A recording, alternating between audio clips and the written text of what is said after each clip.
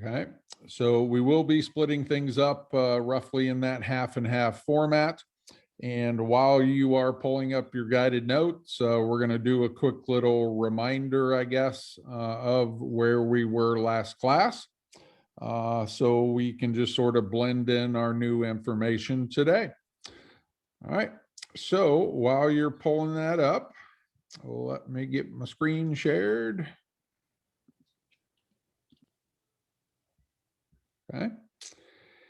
And last class, we had introduced the chapter to you guys.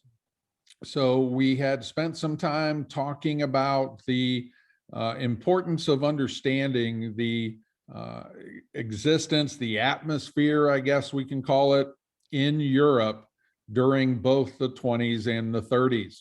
And we made a point of letting you know just how rough things were in Europe. Germany especially, but essentially overall Europe. We didn't have, or they did not have, that great decade of the 20s. So for the most part, what we've got here is about a 20-year period for Europe where they are struggling worse than the United States during that Depression era. So we used that reminder to make the point of why Europeans might be a little more open to some of these radical forms of leadership. They were willing to try anything. And these leaders coming in provided hope for restoration of the economy, restoration of their nation, and overall, just a better life is the promise these people are hearing. So with that, you are probably a little more willing to take some risks and accept these radical forms of leadership. And then once we made that point, we started to take a look at just who these new leaders were. And we started off with Joseph Stalin in Russia. And we talked about his method of creating this industrial power for Russia, and the price that that took in the form of could be as high as 13 million lives. And then the final thing we did last class was to sort of clarify or classify, I guess is a better word, just what type of government that fits. And we use this term you're looking at here on the screen, totalitarian, to describe basically what all these forms of government would fit under as far as categories. Totalitarian governments, again, all that power is located in one central spot. Okay, could be a single person like a dictator, could be a small group like an oligarchy. In essence, just that, look for anything that has that central power location. Okay, so where we're going to go today is to take a look at a few more examples of these new leaders in Europe. And today on tap, we're going to look at Italy, we're going to look at Germany, and then we'll finish off our first half of class and our notes section by taking a look at Japan. Okay. From that point, it is essentially the start of World War II, and that's where our project is going to take us today. All right, so let's get into some of our new stuff for today. And as I mentioned, the first country we're going to visit with a new leader is Italy. So here comes one Benito Mussolini.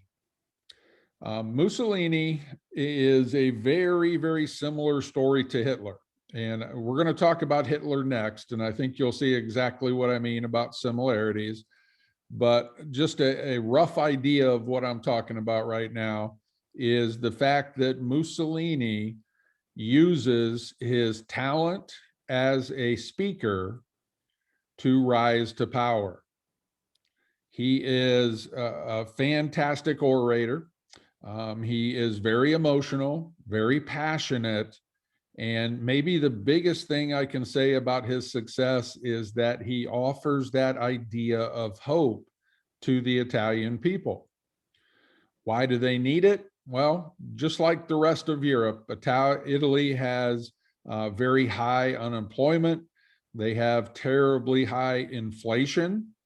And as essentially most of Europe, well, for that matter, even the US, they have this extreme fear of communism reaching their country. Remember the Red Scare in the United States. So Italy was not the Lone Ranger by any means with that fear of communism.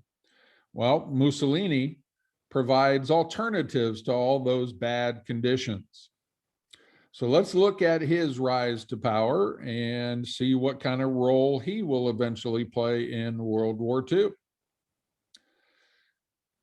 Well, we mentioned the idea of his strong ability as a speaker. And when he does rise to power, he really does that rise by gaining followers. He is able to get the widespread support of his nation by using that speaking ability. When he does rise to power, we see the installation of a form of government called fascism. Okay? Now, sometimes you'll read in history for sure that history might call Mussolini a dictator.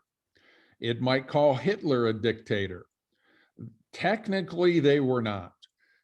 They are dictators in the sense that they are using very harsh rule, but they technically fit better the definition of fascism. So what is it about fascism that classifies Mussolini and Hitler both into that category? Well, if we look at the definition of fascism, I think we find our answer. Fascism, if you recall, has a couple really specific points about it. One is the idea that you will see extreme nationalism. And remember, it's okay for us to substitute the word patriotism for nationalism. So we're seeing those rare, extreme conditions of patriotism, radical patriotism, if you will. And usually one of the things that goes with that is some sort of preference for a particular race of people. Easy example for that one is obviously Hitler. Okay, wanted to create that master race, and anybody else was an inferior. Well, same can be said for Mussolini. Mussolini has a very strong desire to create this master Italian race as well. Okay, so patriotism with some sort of race preference is one factor of fascism. The second thing I can tell you that might distinguish fascism from a dictator, for example, would be the preference for the military.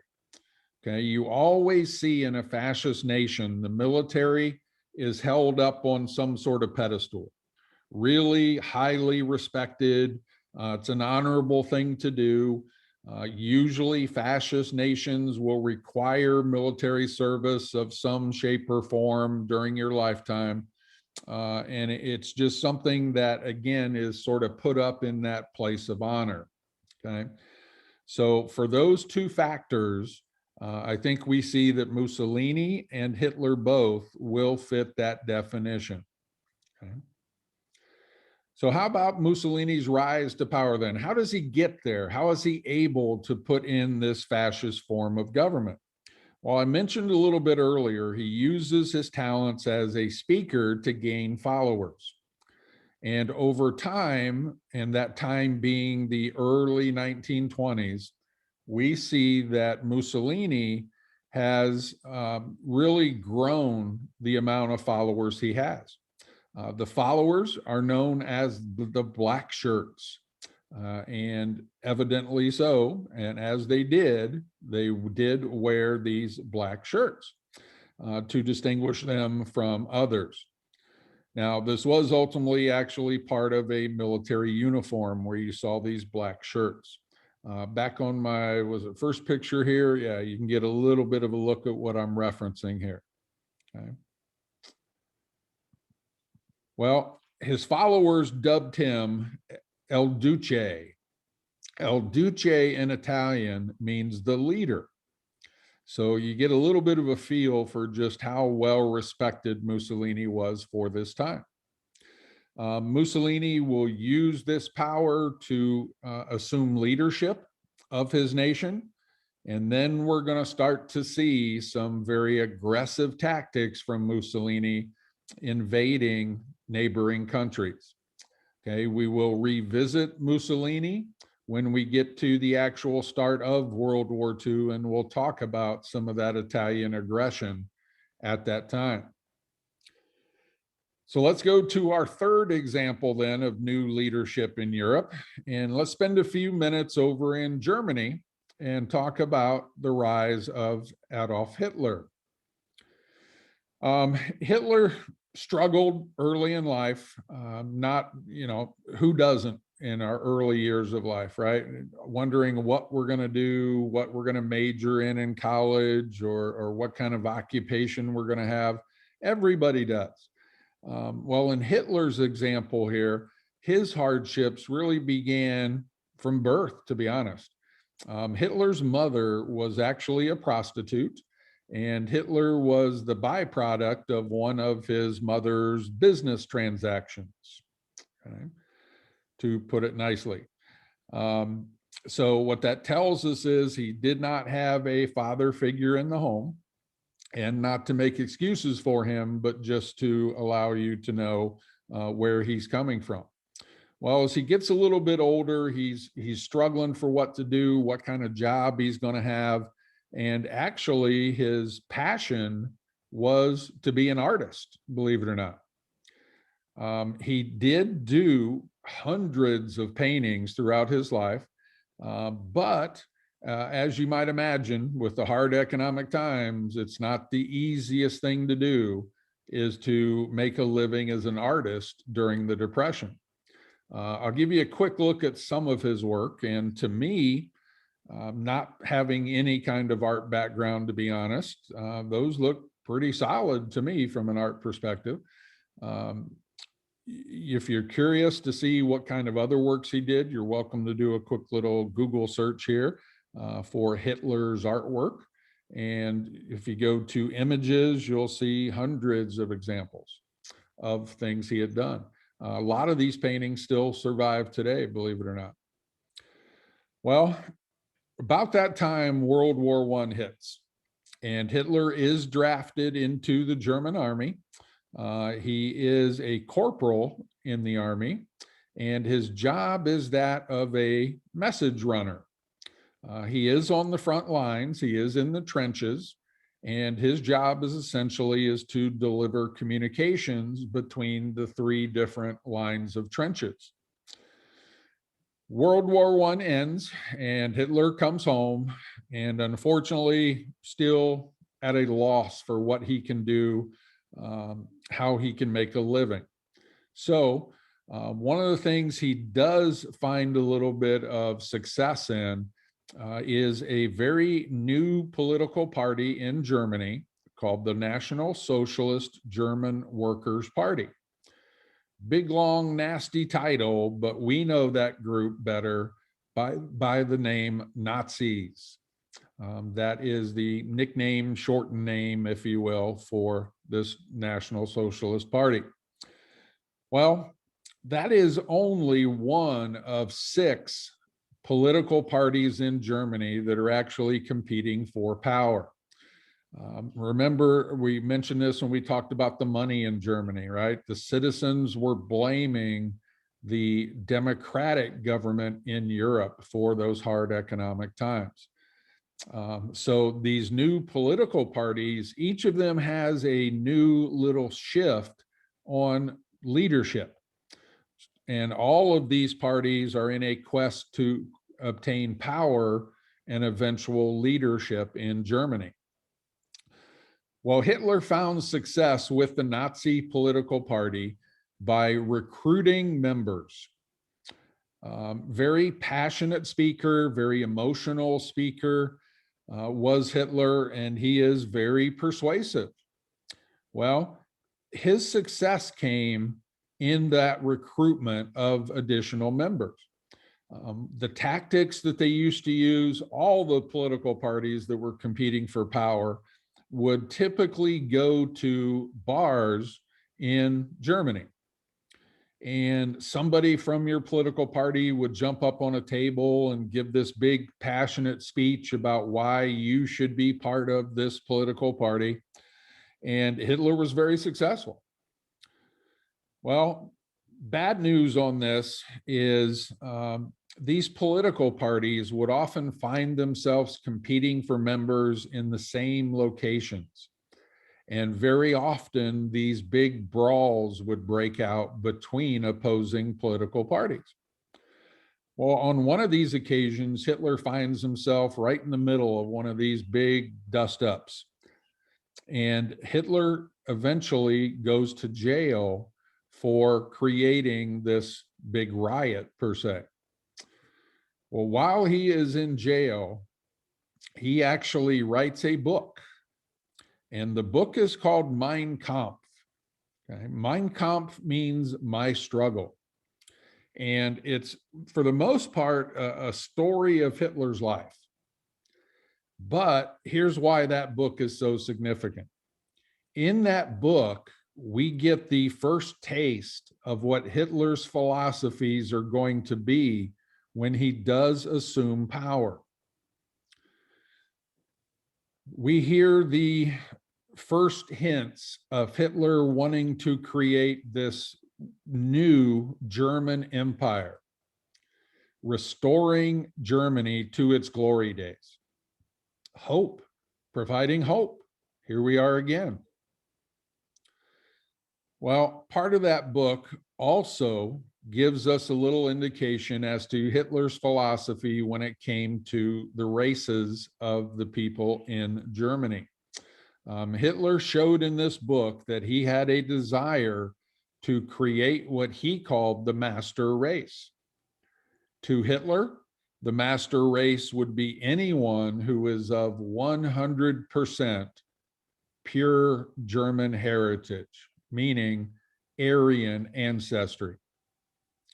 That means he's looking for the blonde hair, the blue eyes, the 6 foot tall kind of person to recreate and then repopulate the nation of Germany. And if you did not meet those qualifications, you were considered as inferior according to Hitler. So people like Jews, people like gypsies, the mentally handicapped, the physically handicapped, Catholics, anyone who did not fit that definition, you were an inferior. Now, we know what direction this is going to take, and we'll talk a lot more about this when we get to section 3. Section 3, its entirety is all on the Holocaust. So we'll revisit this idea here, but for now, just wanted to show you where those ideas or philosophies came from, and it is his book, Mein Kampf. And just a little trivia for you to emphasize the importance of Mein Kampf. It wasn't just read in Germany. This was a worldwide popular book. And during this era, it actually became the second best-selling book at that point of history.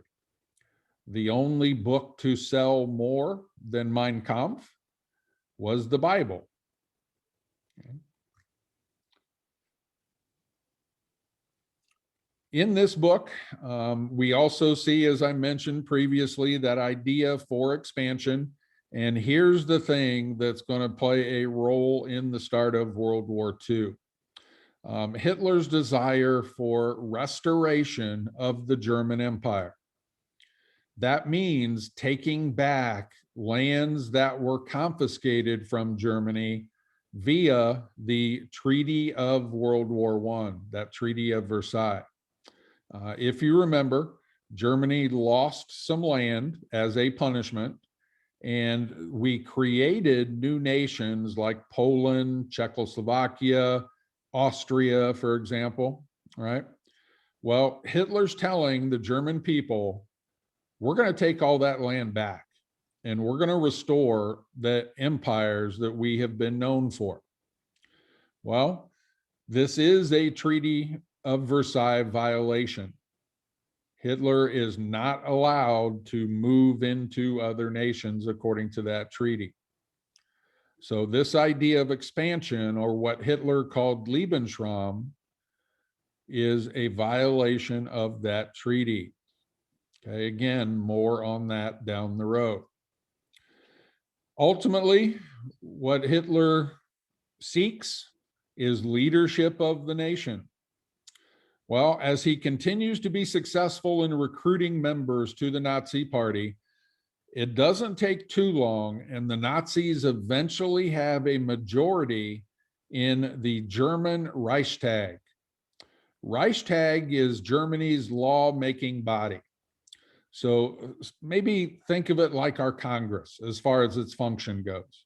Now, the setup, the structure, the rules are very, very different, but I only ask you to compare it to Congress to get an idea of what the Reichstag is responsible for. Well, once the Nazis get a majority in the Reichstag, they now have enough power to choose Hitler as the Chancellor of Germany. That puts him in the number 2 power spot in Germany. And once he achieves that role, he very quickly begins dismantling that democratic government in Germany. That is okay with German citizens. Remember, they're blaming the democracy for the Depression. So really this happened, this dismantling really happened without any kind of opposition per se. In its place, he's going to input a fascist form of government, preference for one race, emphasis on the military, emphasis on nationalism or patriotism. Okay. Well, Hitler tells the German people, if we accomplish all these things, we will have restored the Third Reich. Reich means empire. And if you apply your world history knowledge here, you'll probably remember that Germany has had 2 pretty good sized empires over history. One back in the Middle Ages and one towards the end of the 1800s. Hitler tells the German people, once we accomplish this, our empire will last 1,000 years. Hope. Hope for people that are struggling. And that idea of going from depression, hardships, to a status of an empire, that sounds pretty daggone good to those folks. So we're seeing a lot of support for what Hitler is doing here once he assumes power. Okay, we'll come back and obviously talk quite a bit more about Hitler when we get into our section 2 notes. But for now, let's take a look at our final example and our last topic for today. All right, we're going to shift a little bit westward from Germany, and we're going to go over to the Far East. And we're going to talk about some new leadership in Japan. So first thing I wanted to do was to remind you of Japan's location. And you can see it there on the map under the spinning arrow. And ultimately, I would also want to remind you about Japan's size. And when we look at the size of Japan, we obviously see it's an island nation, not really big as far as size goes, but the strength of the Japanese military is going to rival the largest nations you can think of. Okay. So what we have in Japan is a desire for expansion. Japan thinks their way out of these hard economic times is going to be by expansion. Well, if you want to expand, you better have a strong military.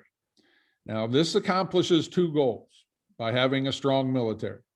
One, you can put people to work. right? We saw the positivity of that in the United States with FDR's job creation programs. We built buildings, roads, bridges, you name it, right? Planted trees. Well, Japan's version of that go to work program is join the military. So we see a huge increase in the numbers in the Japanese military, and we also see an increase in Japanese industry, creating products for that military growth. Now, that's good news. First of all, Japan is creating jobs. The bad news is you now have this strong military. And with that muscle, the tendency to want to use that muscle is quite a bit greater. The person responsible for Japan becoming aggressive with that military is their new emperor, Hirohito. Now, I will tell you while we're here, there's not a whole lot of power that goes with the title emperor in Japan. It is very much a ceremonial title, sort of a figurehead, much like Queen Elizabeth is in England. No real power, but that title and that respect. The real power in Japan lies in its military leaders. And Japan's military leader is a general by the name of Hideki Tojo. I don't have you filling in his name yet. We will later on in the chapter, but you did get a little bit of taste of Hideki Tojo in your asynchronous work that you did with the rise of dictators. Well, Tojo is very aggressive with his military. And one of the first sites he sets as a target is China, believe it or not. Now, China is not very strong from a military standpoint. China does not emphasize the military yet in any way, shape, or form. So it does seem a little ironic that a small nation like Japan would be able to invade a supersized country like China. But it wasn't necessarily the whole nation of China. It was a particular province in China known as Manchuria. Now, China, a little bit of background, remember, is very good friends with the United States at this point in history. And when Japan invades China, that angers the United States. So in response to this invasion of our friend, the United States stops our oil trade with Japan. Now, that's a big deal. Japan at the time was getting 80% of their oil from the United States. And keep in mind, Japan wants to be aggressive. Japan wants to add additional territory by using their military. Well, if you lost 80% of your oil, your military is not going to be real agile, we'll say. You lost a lot of power behind that military with that loss of oil. So Japan, they've got a choice. One of two, I think. One would be to get out of China, in which case the US would resume oil trade with them, or they can try to find that oil somewhere else. Okay, now if you notice on this slide, I've gotten big blue letters, significance. We're going to make a little connection here before we wrap up for today. Fast forward 10 years, 1941. And you may not know the date, but I'll guarantee you know the event. 1941, Japan attacks the United States at Pearl Harbor. And in the eyes of history, this is an unwarranted surprise attack. Surprise attack, yes. Unwarranted, no. This event we're talking about right now, this invasion of China and the US stopping our oil trade with Japan, that is the reason why we were hit at Pearl Harbor. we have a rather large military presence at Pearl Harbor. And what Japan was trying to do was to get the US out of the Pacific so Japan could access oil in other places. So Pearl Harbor was essentially an effort for Japan to regain that oil they lost when the US quit trading with them. Okay. Now, we're going to talk a lot about Pearl Harbor down the road, as you might imagine, once the US actually gets into this war. But we're going to stop there for your notes for today. So you can close up your notes, but please do not close up your computers because you need them for our next project. Okay, I'd like you to go to our Canvas page. Once you close up our notes, go ahead and head to Canvas. And you're going to check out the announcement with today's date on it. Should be the top announcement that you'll see for March 26 and March 29. If you click on that announcement, it should look like this. And you are obviously the group 1 folks, so you are concerned with that first paragraph. At the very end of that paragraph is a link. I need you to click on that link for me if you would. And it will take you to a slide presentation that looks like this. Our next project is called Pikamachu.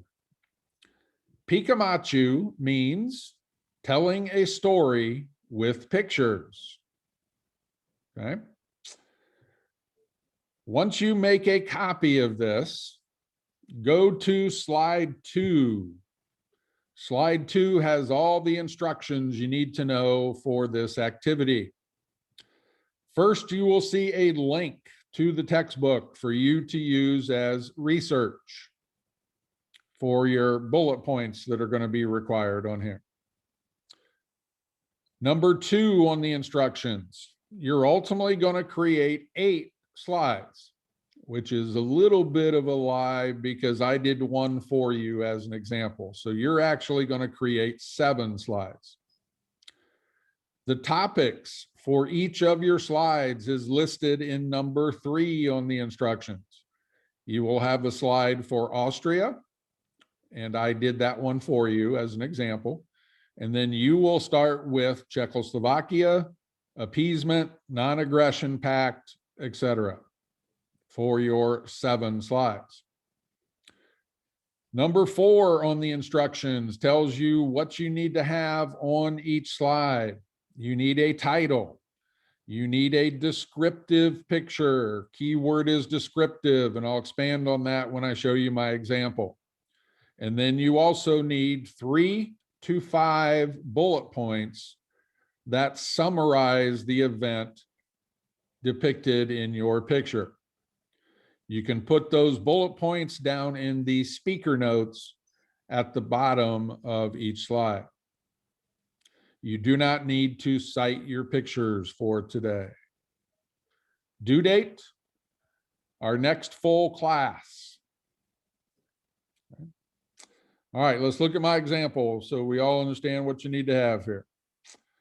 A title. So here is mine, Austria. A descriptive picture. Keyword is descriptive. What makes this picture descriptive as opposed to just a picture? We'll go down here to my notes.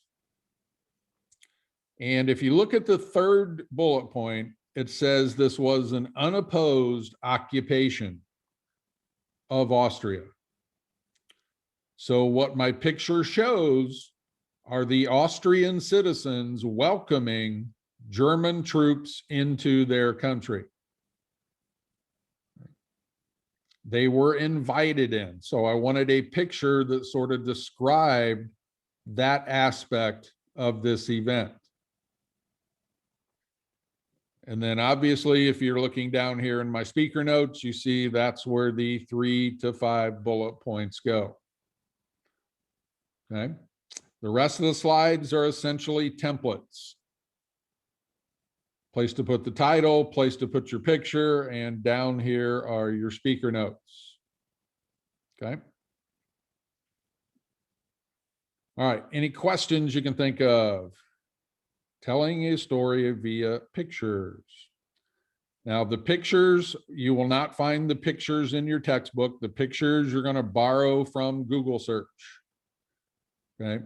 If I were you, I would search for the event. So the first one you're going to do is Czechoslovakia.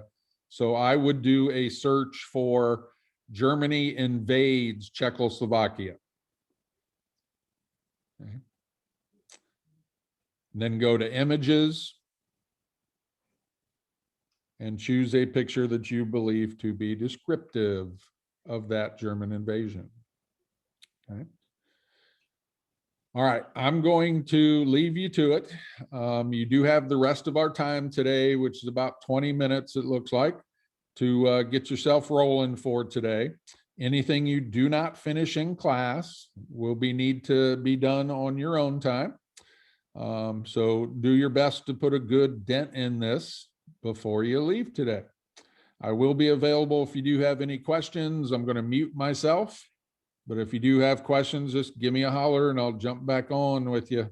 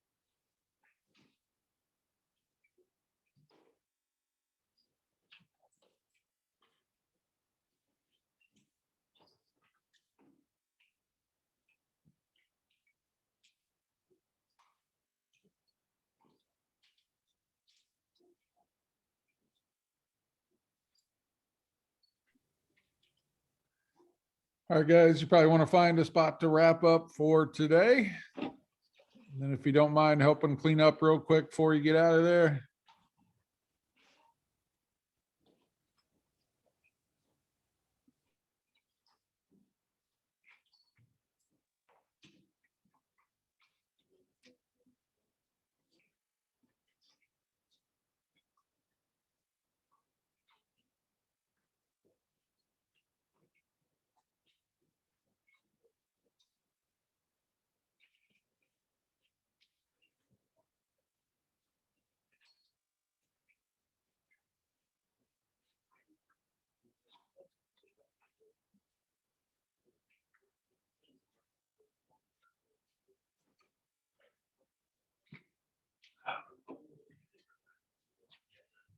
I didn't say that.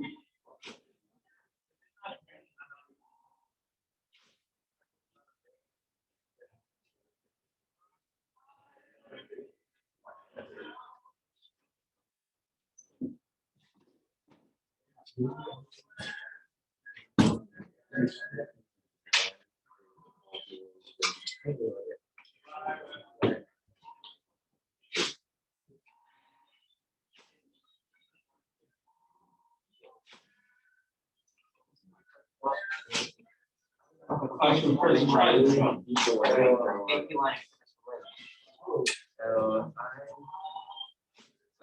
I wrote like 1,300 words for that. I was like, and watch. He's gonna be like, more. Just more. Oh, if you probably give me like a 5 out of 30 on it, but that's okay. There's a million people. 3, no more, no less. 300,000 more people. Yeah. If I would stay up till 3 a.m. doing that, I would just not have gotten out of it. I would have just died in bed. This county is bigger than your life.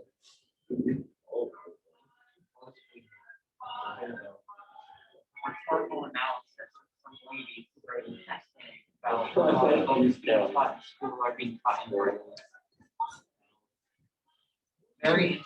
So we wrote an essay on a lady writing an essay about writing essays. Yeah, basically. So wrote. So much work doesn't mean you Oh, congratulations. She sounds happy. Hi, how are you? I'm doing great. Looking like you. I couldn't tell. My pleasure, sir. Oh my God, I went there. It's just like a black line. At least you had one. At one point, you never find out. Or It's like, I don't get the point. Oh, I would never go somewhere. Well, they were in their cars, they don't have the cars. Well, Well, they might not have a car on. Well, that's not my problem. I'm not giving them. I mean, yeah, some roads before that. They did. Like during the break, they went and got some. Oh, wait, so they ordered the food and then they got up and asked? They got to the one with the pay they asked. And then we That's what they did. I think you guys based on a scale visa. That's stupid. I thought they asked like at the speaker festival. That's actually stupid. Especially with maybe so long. People dramatically overestimate how many places have Apple Pay. It is rather disappointing. So is there anything like you guys imagine any partner or no? No. Stay green. I feel like, I just. Right. What? Bro, just get Right. MasterCard, MasterCard, MasterCard. If you don't support MasterCard.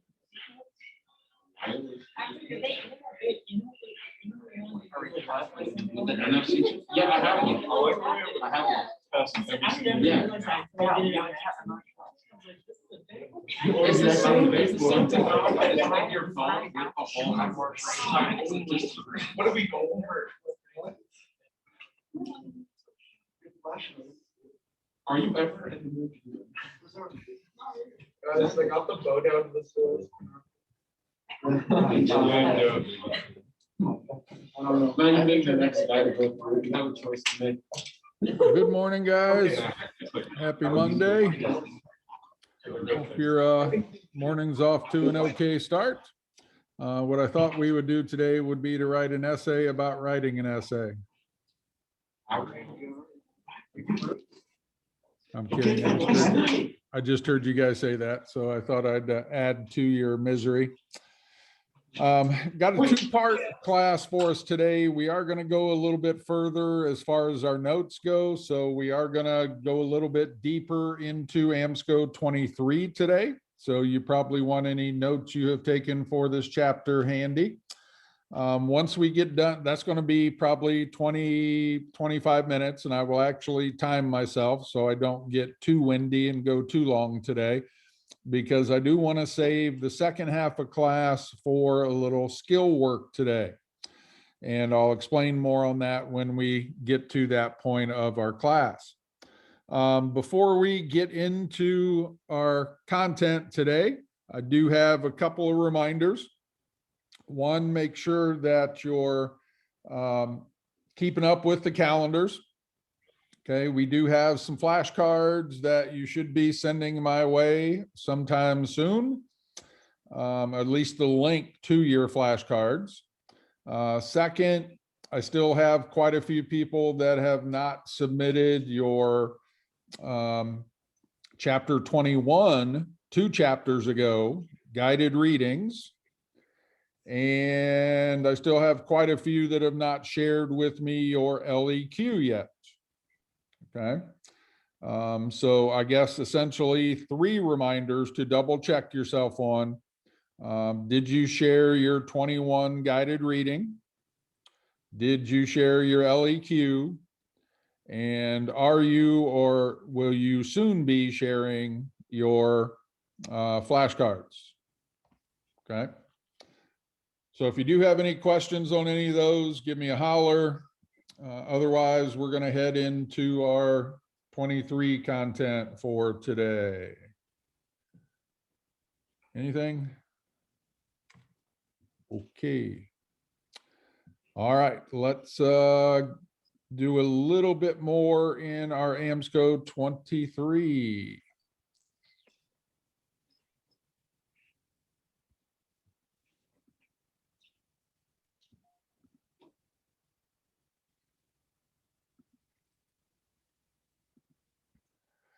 All right, here's where we left off. And just to get our minds back on track, since it's been a few days since we talked about AMSCO 23, we were in the 1920s. We had started to talk about the decade in general, and we left off by beginning our look at the 3 presidents during the 1920s. And we wrapped up here on Harding. And one of our last comments we made was the scandal-ridden presidency of Harding. Anything from the presidential cabinet, things like straight-out bribery or the Teapot Dome scandal, and even with his, excuse me, even with Harding's death, had a little bit of scandal to it possibly. So today we're going to pick up with our next president in line for the 20s, and that is one Calvin Coolidge. Okay. Often called Silent Cal. He was one of those guys that didn't really say much, but when he did, it was worth listening to. We talked about the idea of his policies in general when we did describe the 20s. Coolidge was very much a pro-business kind of guy, not a whole lot of regulation in industry whatsoever. So we do see a lot of progress made from an economic standpoint, and that was good news for not only the industry owners, but the workers as well.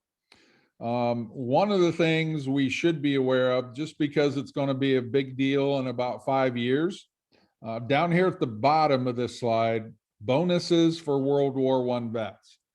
Okay, that should be something you're familiar with, or need to be familiar with, I should say, because that is actually going to be what history calls the political death of our third president in the 20s, Herbert Hoover. Okay. So just a little tidbit on those bonuses and what they are. We're not going to talk about the impact they have yet until we get to the end of Hoover's presidency. So real quick, first time ever, we are going to issue our combat veterans a pension. Okay, so for anyone who served in World War I, you will receive a pension for those years of service, but not until 1945. So essentially about 25 years after the end of World War I. We've never done this before. And the logic behind it is we're going to reward those people for the years they missed out on the ability to have a job working here in the United States. Okay, so a pension for your service. Again, we're going to revisit that one when it does become a big deal. But for now, understand that Coolidge was responsible for that legislation. Okay. All right, on to our third president of the 20s, Herbert Hoover. Sticking with that Republican theme. So I'll remind you here, Republicans are getting all the credit for this great economy during the 20s. It's technically not anything they have done, but as we tend to do, the person in office does get the either credit or blame for whatever happens. I think our electoral map tells us a pretty good story here. So if you would check that out while you're looking at the screen here. Overwhelming in the electoral votes for sure. His opponent, Alfred Smith, only wins about 6, maybe 7 states. Everything else is Republican and for Hoover. So obviously that is information for us to draw that conclusion that people are giving the Republicans credit for that great economy of the 20s. All right, so there's our 3 presidents. And now let's shift gears and head towards the economy of the 20s. Why is it this good? What kind of things are happening, or maybe even better yet, not happening to create this growth of the economy? Even though it's a false growth, it is a growth. So here's the conditions. And again, notice the time frame here. A good portion of the 20s, but not all the 20s. But during that prosperous time, these are some of the common characteristics we can look at. That high standard of living, very low unemployment. And just to give you something to compare that number to, by the way, average unemployment throughout history is usually about 5% kind of neighborhood. Okay, so this is a good unemployment number. Anything below 5 is very good.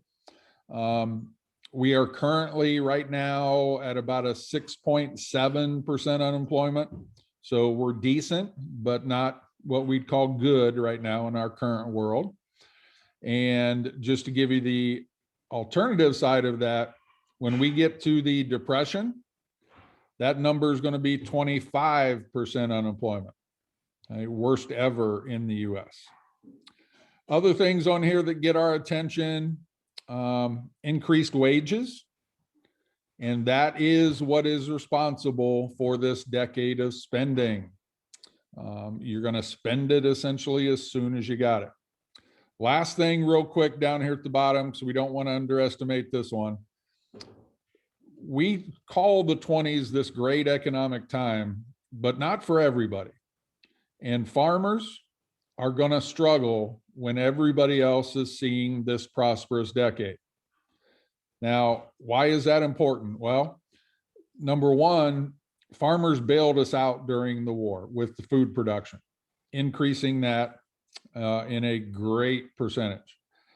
But they did not cut back on that production post World War I. So what we're seeing is a lot of surplus in the farming industry. We know surplus is not a good term if you're a business owner, and farmers are suffering economically because of that. And oh, by the way, we are about 5 years from the start of a little Mother Nature love on farmers called the Dust Bowl. So what's bad for the farmers is about to get extremely worse. Causes of that prosperity. So what's going on that has created this boom time? Well, I think we got to look at a mix of factors, I think. Number one, productivity increased. And a lot of that had to do with science.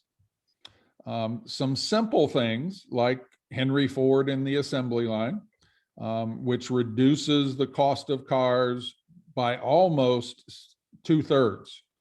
A car before Henry Ford in the assembly line usually sold for somewhere between $900 and $1,000 for a brand new car.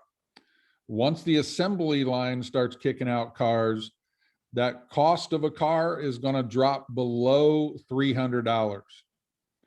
So we're talking about a decade of spending, and that means a ton of people are now able to afford a car. We'll talk more about cars here in just a little bit. Other productivity related to science, people like Frederick Taylor. Frederick Taylor was an efficiency expert, and he's an interesting person to look at here. I don't know if you guys are familiar with this. This may be too far before your time, but if any of you have ever seen a movie called Cheaper by the Dozen, it was a Steve Martin movie done in the 90s. There was actually Cheaper by the Dozen 2 because the first one was successful also. But that's actually based on a book that was written by Frederick Taylor. I'll tell you how that relates to Taylor in just a second. But Taylor would study the work process, and he would literally just watch people work for a few weeks. And I'll give you an example of what he did in the coal mine just to show you how this increases productivity. But Frederick Taylor went and studied coal miners, and he simply watched them work for 2 weeks. And then he would report to the mine owners that they needed to use 6 different types of shovels. Why? Everybody in the coal mine was using the exact same shovel. So what Taylor found out and what resulted from his suggestion of 6 different shovels, coal mines increased production by 60% just by using 6 different kinds of shovels. Workers did not work any longer.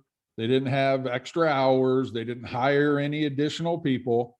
The same workforce increased productivity during the same work time by 60% just by using different shovels.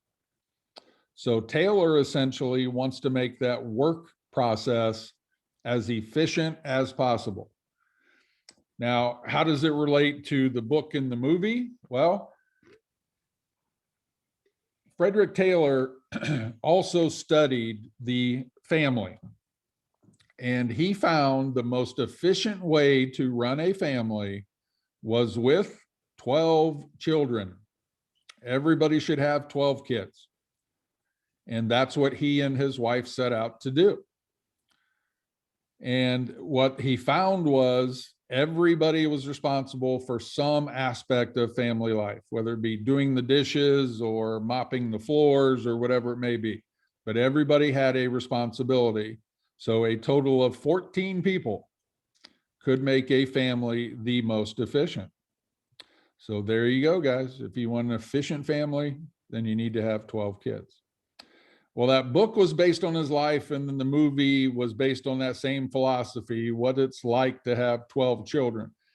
But it all stemmed from Frederick Taylor and scientific management. Okay, second cause, energy technologies. Increase in oil production. Got a lot more scientific, got a lot more efficient, and we do see an increase in oil production, which means that inventory is going up, which means the price goes down. So much more available and cheaper for industry to use. Electricity. Well, think what that meant for the workplace. Night shifts, so you don't halt production, right? So a lot more of technology here entering into this idea of the business world. Now, we can also apply that to not only industry, but the homes as well. And think what that means for technology in the home. Washers, dryers, refrigerators for the first time instead of an ice box, okay? And maybe the biggest cause was actually no cause or no action by the government. We see nothing but things like tax cuts for industry. We see very little enforcement of monopoly laws or antitrust laws. So industry virtually has a free hand. Now, that's not always good news for the workers, but as far as your hours and things like that go, but it was great for the economic aspect of industry. Okay. All right, consumer economy in the 20s. Well, we already mentioned some of the new technology, refrigerators, vacuums, washing machines, and take that a step further. Think what that means for the housewife. You actually have some free time now. You have a refrigerator, so you're not actually running to the market to get your breakfast and then fixing it. You're not running to the market to get your lunch and then fixing it, or your dinner, then fixing it. You make a grocery trip once a week and you store stuff in your fridge. That's free time. Vacuuming the rugs instead of taking your rugs outside and beating the dirt off it. Washing machines rather than washing by hand. So all this actually creates free time for women. The automobile, one of my passions, believe it or not, in history is the automobile, but it does create a cultural revolution. And I'll give you a little spiel on that in about 2 slides. So we'll come back to the importance of the automobile. And the last one on here, as far as creating a culture of buying or a consumer economy, if you will, advertising. We're seeing for the first time in the 20s, advertising with a little bit of basis in psychology. I enjoy this aspect as well because I love looking at some of the intricate parts of advertising. If any of you guys are taking AP Psych, you have talked about or maybe will talk about what is called the 7 forms of propaganda. Things like glittering generalities, things like card stacking, for example, where you hear or see on a product that something is new and improved. You see card stacking like 4 out of 5 dentists choose this gum because it's better for your teeth. Okay, we start to apply a little psychology to our advertising. And here's the big one for about 3 years from now at the bottom of this slide: installment plans, layaway, AKA credit. Okay, because here's what's going to happen. we're going to get a lot of people that overextend themselves, meaning they're buying stuff they can't afford. Why? You know what? I can pay it off down the road. The economy's going great. It's going to continue to go great. There's no signs of this economy stopping. But we know, looking back at history now, 1929, that economy is going in the tank. And all these people are going to be left out to dry. So why did people lose their homes? Why did people lose their cars during the Depression? Because of this credit and installment plans. Okay? People are not going to know how to handle that. A hard lesson we will learn in history. All right, I mentioned the idea of the importance of the car. One of my passions, because this is actually what I wrote my thesis paper on when I got my master's, the importance of the automobile. Our topic for our master's project was the most important thing to happen in US history. Now, think what that list could include, first of all, right? You could probably rattle 10 just off the top of your head. I chose the car. To me, the car changed American culture like nothing ever has. Okay. First, let's look at the affected industries. Well, cars are now popular, cars are now affordable. But think of all the things you need to build a car. So every one of those suppliers, your business is going to boom. Glass, rubber, steel, gas, oil. Okay.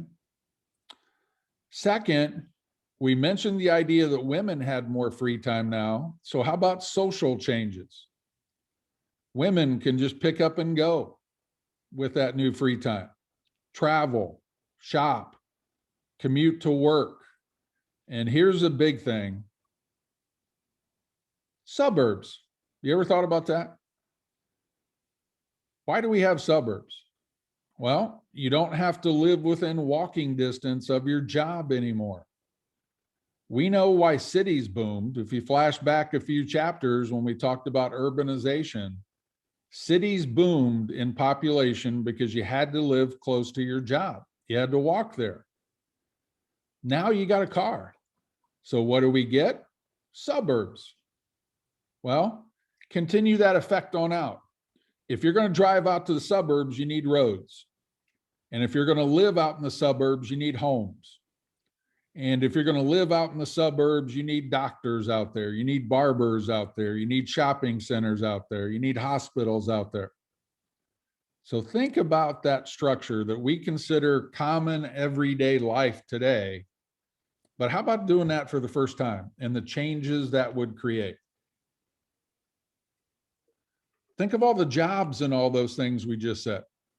The job creation that goes on because of that birth of the suburbs. Movie theaters, virtually restaurants, hotels, right? We could keep our list going here. And to me, that is a change like this country has never experienced and will probably never experience again. Culture-wise, I think the takeaway is more iconic than anything. From a structural kind of standpoint, we get our big three automobile manufacturers, Ford, GM, and Chrysler, that sort of change the landscape of our society. I could go on for days on the car, but unfortunately, we can't afford to. All right. Now, we're painting you a pretty rosy picture of the 20s. Let's talk about a couple problems here as we sort of wrap things or get close to wrapping things up for today. Well, we mentioned farmers' economic problems already.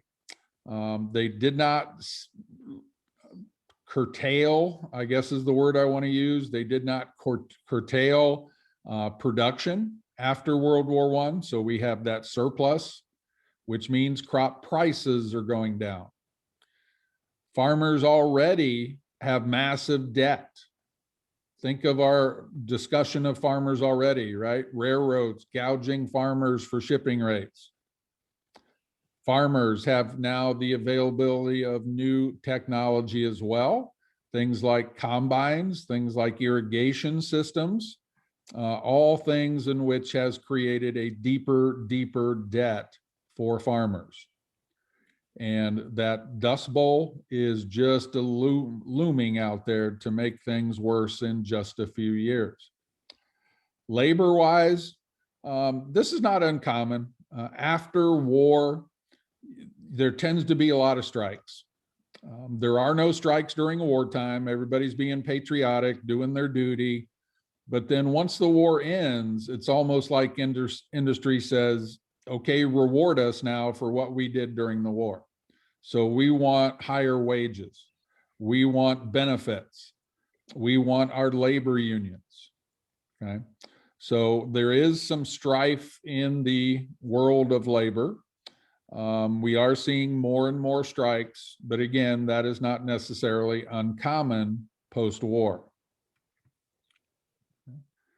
All right, let's shift to the cool aspects of the 20s now.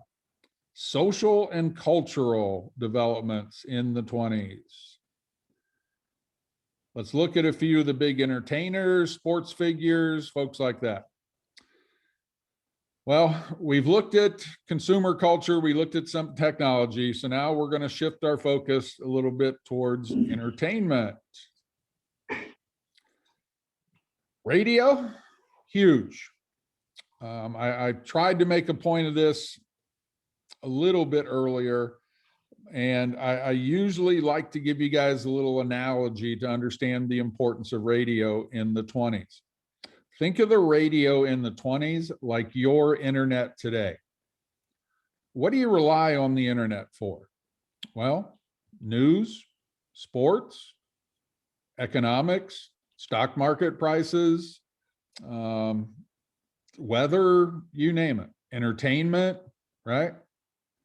Well, that's the radio in the 20s. It provided all those things. And I'm going to add to that a little bit. I hope we're a little bit smarter than this in today's world. But in the 20s, you trusted everything you heard on the radio. You believed it. And I'm going to have an example for you. When we get to next chapter, we're going to talk about an event called War of the Worlds, which was a radio program that actually caused a lot of suicides because of what you heard during that program. So what we have here in the 20s is really the growth of importance of that radio. Our TV stations today actually got their birth at this time in history. Things like NBC in the mid-20s, CBS in the late 20s. We're starting to see that structure take form. Hollywood movies are the big things, and not only movies, but the fact that we're now going to add sound to movies. Okay, about the mid to late 20s, we get our first film with sound to it, something that's not a silent movie. It was a film called The Jazz Singer, which starred a musical giant during the time, a guy by the name of Al Jolson. And he played the role of a stage entertainer, hence the name Jazz Singer. Other big movie stars during the era, Charlie Chaplin was the big comedic talent. Greta Garbo and Rudolph Valentino were sort of the heartthrobs of the 20s in a lot of love story kind of movies. And while we're talking about movies, let me tell you what movies meant to people. It was an experience. It's nothing like going to the movies today. You go to the movies today and you pay your $15 for your ticket and then another $100 to buy popcorn. And you're there for maybe an hour and a half, 2 hours. Well, in the 20s, you were at the movie theater for probably 4 or 5 hours. You'd watch 2 movies. You'd see a newsreel. You'd see cartoons. You'd have a band that would play in between the two movies. And boy, were these movie theaters luxurious. I mean, gold plate everywhere, leather seats, crushed velvet everywhere on the curtains and around the lobbies. And this was just an experience. And oh, by the way, your movie theaters were called Nickelodeons because it cost you a nickel. Now, we're only going to see the importance of movies increase. In the 30s, the movies are going to be an escape for people, an escape just to forget about the hard times of the Depression. So we will actually rely on Hollywood in the 30s, by the way, just to forecast this a little bit for you. And this, you may know this if you're a film buff, but still to this day, 2021, the 1930s are called the golden age of Hollywood. Some of the biggest and best movies ever made will be produced in the 30s. So again, we get a little bit of look at how important the arts are during hard times. Sports figures, big heroes of the 20s as well. People like Jack Dempsey, who was your boxing champion in the 20s. Babe Ruth, when it came to baseball, was the big name. Jim Thorpe was your big name in football. And then Bobby Jones was your big name in golf during the 20s. Along with sports heroes, we had a lot of, I guess, what we would call today action heroes. People like Charles Lindbergh, who was doing things in an airplane that people have not done before. Charles Lindbergh, first person to fly transcontinental. He flew from New York to Paris by himself and nonstop. So that was a groundbreaker. And with that flight, people became fascinated with aviation. Amelia Earhart, female version of Charles Lindbergh. Earhart is probably best known for disappearing during one of her record-breaking flight attempts. She tried to fly all the way around the globe and was lost when she was flying over the Pacific. And to this day, we don't have any concrete evidence as to whatever happened to Amelia Earhart. If you're familiar with that name, you may know there's a lot of rumors, there's a lot of conspiracy thoughts about what happened to Earhart. But again, we have no concrete evidence as to whatever did truly happen to her. And just to add to that a little bit, since we're talking fascinations here, the 20s are also a great decade for fads. Things like dance marathons, and just what it sounds like. How long can you and your partner keep moving on a dance floor? And typically these were things that would happen over the course, excuse me, typically things that would happen over the course of a weekend. So we're talking like 24, 48 hours that you would have to keep dancing to be successful in a dance marathon. Things like, get ready for this, goldfish swallowing. How many live goldfish can you swallow? You're probably not going to be surprised when I tell you that was a big thing to do in frats on a college campus. Flagpole sitting would be another one.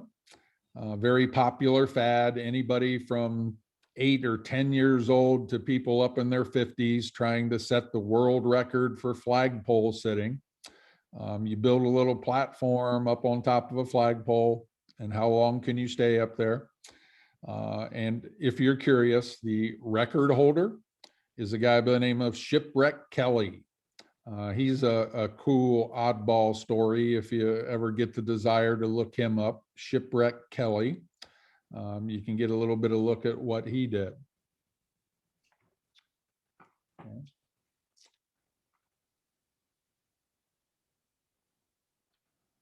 All right, let me see where we're at here. All right, I think that is where I stopped last class on group 2 stuff last Friday. So I think we'll get you guys to stop here right at that same spot. And we'll move on into the gender roles next class. And we'll talk about the makeup of the family in the 20s. We'll talk about flappers next class, and even a little bit about education as we wrap up our chapter then next class.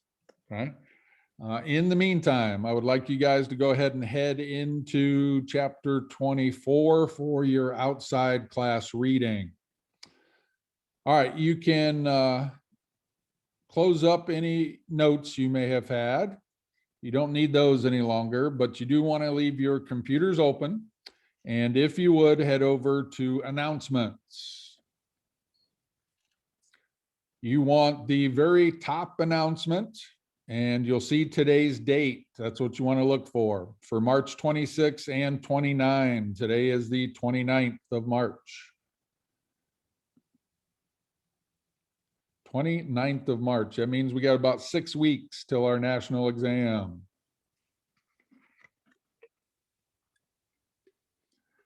All right, once you click on that announcement, you are obviously group 1, so you're going to concern yourself with this first paragraph. At the bottom of that first paragraph, I have a link I would like y'all to click on. And I'm going to ask that you make a copy of this. What I've done here on this activity is to take some existing College Board short answer questions and pull them apart. Okay, we broke them up into pieces just to do a little skill work here. So I've given you all topics from this chapter. Okay, religion and science. So there's a question about the Scopes monkey trial, development, the changed attitudes towards prohibition, immigrant legislation, media of the 20s, writers of the 20s. Okay, so we are locking in on this chapter for our skill practice today. So hopefully it is content everybody can now put to use. Hopefully you are all the way through 23 and ready to go into 24. So I'm going to give you the rest of the time today to do a little skill work, and we're going to treat these sections as individual questions.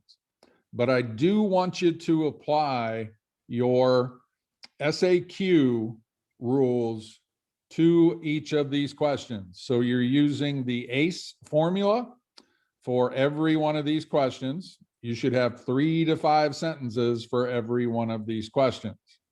Okay.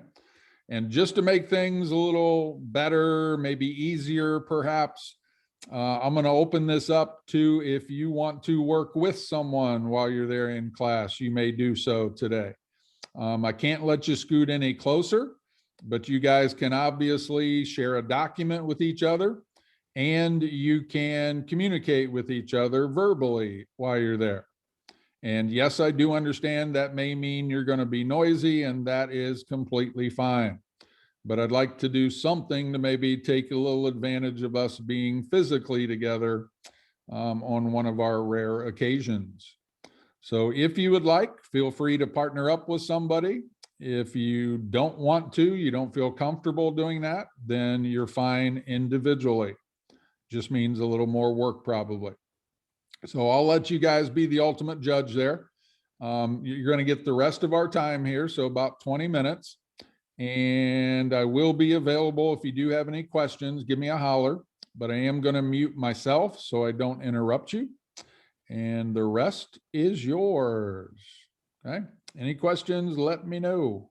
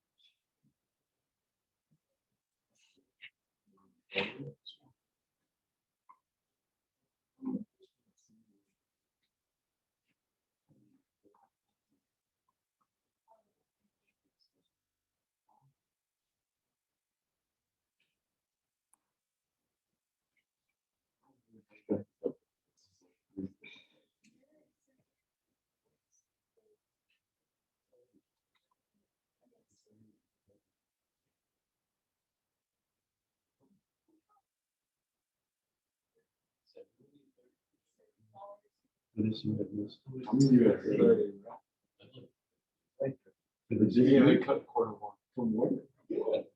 Some of the products. Like,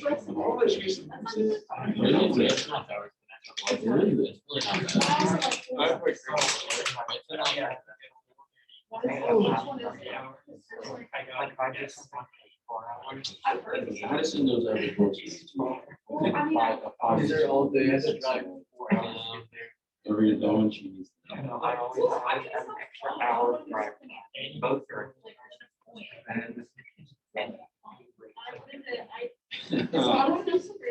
Oh, no.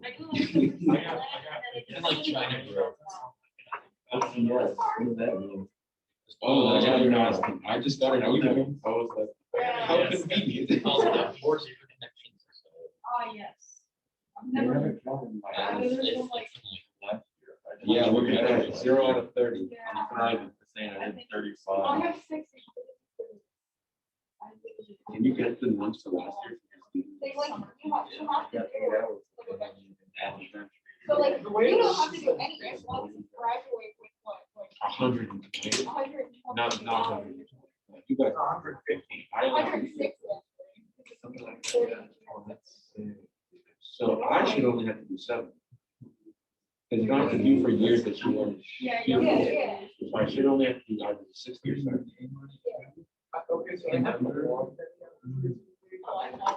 How do you know? Oh, there's some like random. It's so hard to operate. It's so. Oh, it's bad. This spreadsheet. Just give me this Google form.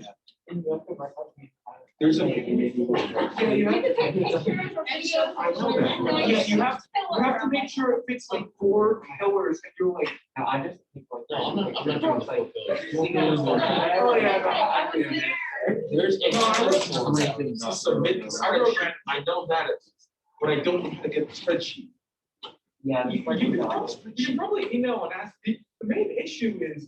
I can't ask now, it's too late. It's like 6 months You in don't the know year. where it is. The time has passed. Log hours. Like I only log hours for. Yeah, that's good. They have, again, That's like, not the hard part, the hard part. you know, they'll give you everything you need. They just won't tell you how to do it. On the class, or you drive, like everyone else. Oh, yeah, no, there are like 14 different spreadsheets. And if you like forgot to put a name on yours or something, go walk, there are like 48 different spreadsheets. Same. Why do I need to do? I feel bad for having you on. I wonder if it was ever like added for, because hers is always like the first one out.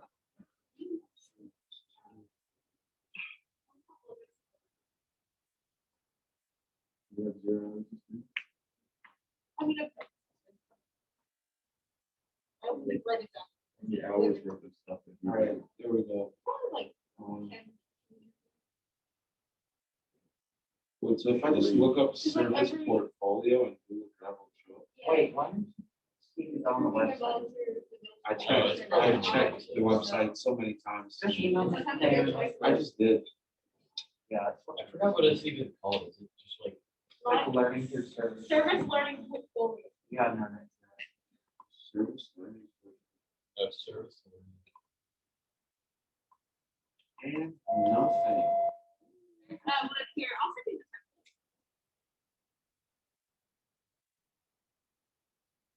Oh, nothing.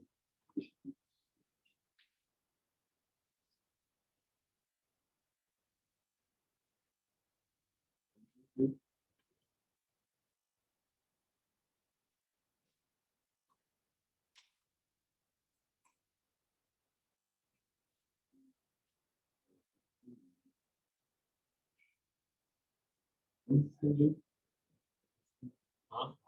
What does this thing do? Not this thing. This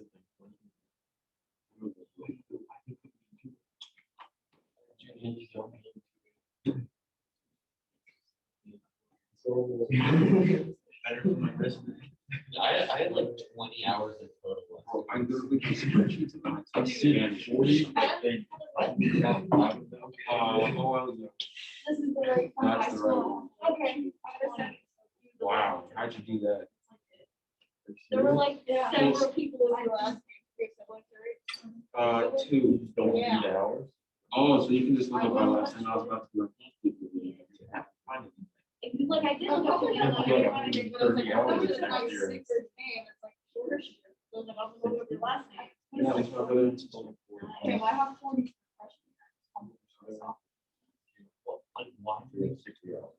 69. I don't know. I barely do. I write like once. What are they gonna do, take up hours? So you have to know what it's called. Oh, no, while you're there. And then what?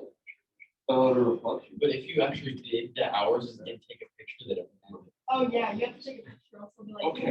Okay, I was here, was it last week? I think it was last week, I was here on Monday to guys.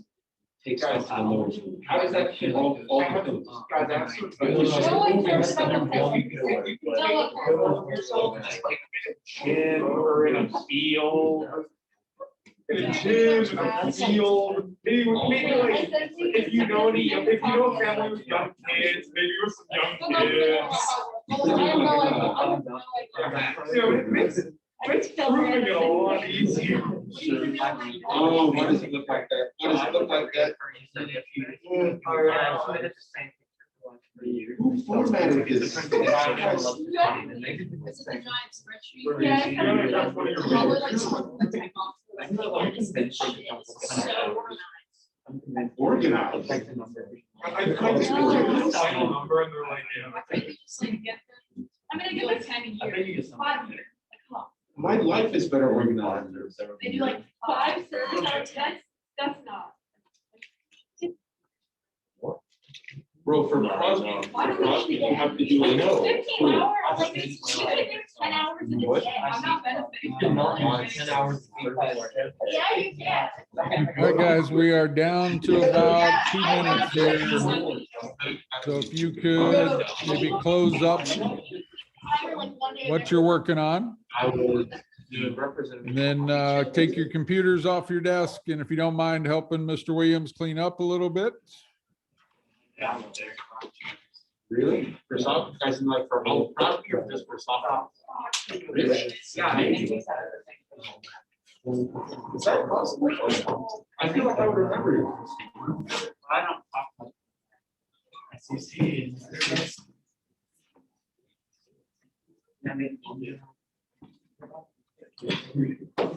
I just do like an academy at the beginning of the year and then I figure out what's going on.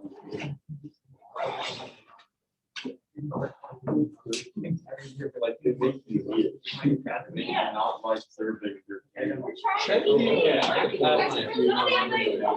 don't remember my mom. I just have my computer saved. Oh,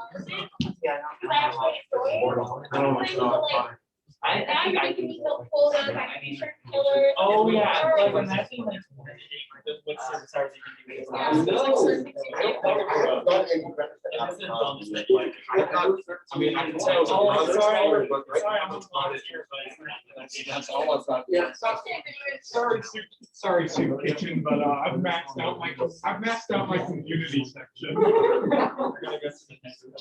Dang, you're I starving. gotta move on to the Too next. bad. These animals. It's too bad. It's all right. I'm really sorry. It's great that you're on this track. I need to take it up. Killers say that I have to help out dog breeder, so what can you do?